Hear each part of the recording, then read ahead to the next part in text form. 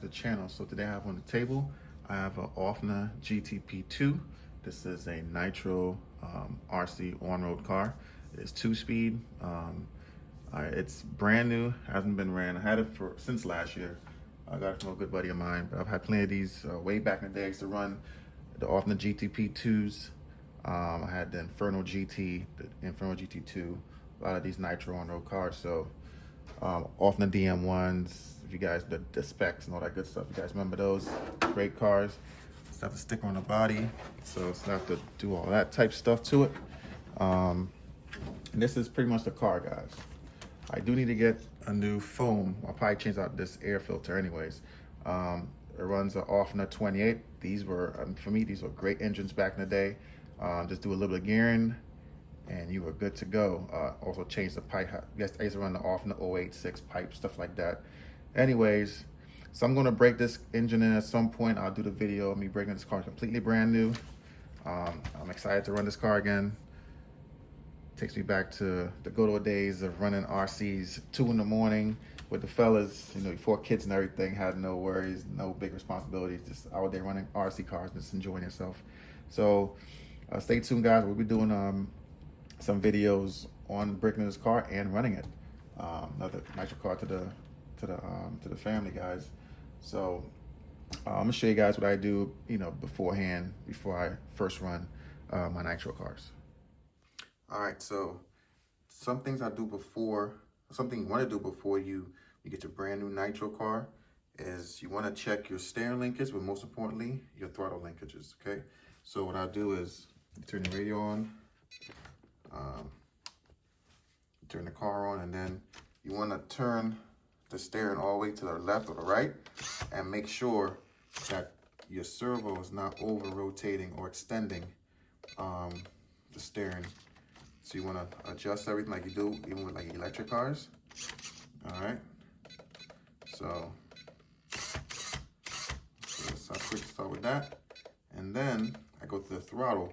You want to remove the air filter just so you can see the throttle slide. That's very important because you want to be able to make sure when you're tuning your car, make sure that you are getting full throttle and not wondering why your car is slow, you know, via not having full throttle or actually something's going on with the tune or, you know, whatever it is that's going on.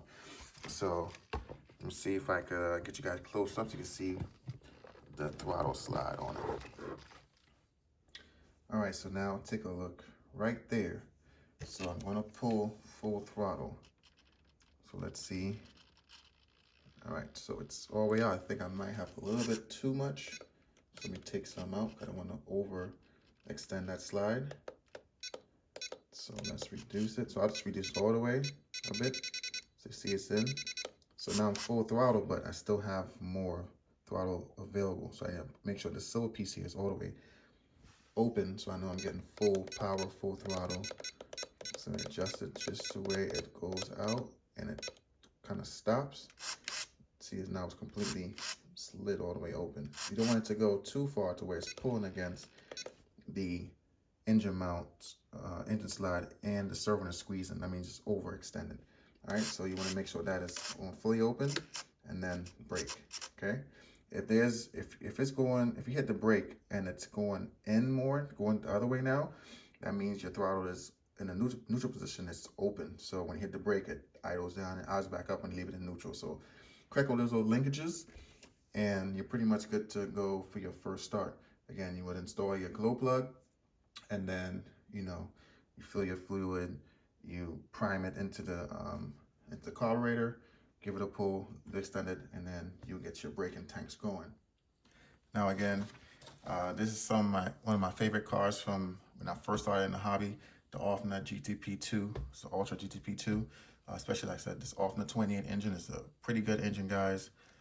I love the power of it. Just for stock out, you know, parking lot bashing. There's a lot of great engines out there. They had the OS, the Reds, the Nova Rossies, the Mugen MR Ninjas, Whiteheads, you name it, all kinds of stuff. Not necessarily for this particular car, for the Whiteheads, you could, but just in general, those brands were some of the brands I dealt with back in the day. This car here, what I used to do is I used to change the exhaust, like I said before, put an Ofna 086 on there, put a clutch in there, and a little bit of gearing, tune it, and just have some fun. Or of course, change the tires, stuff like that.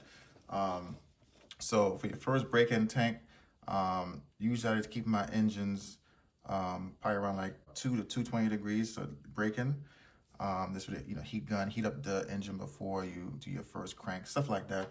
So like I said, I'll be doing a video on breaking this vehicle in, show you guys how I used to do it. Hopefully I still remember how to, do the braking and everything like that.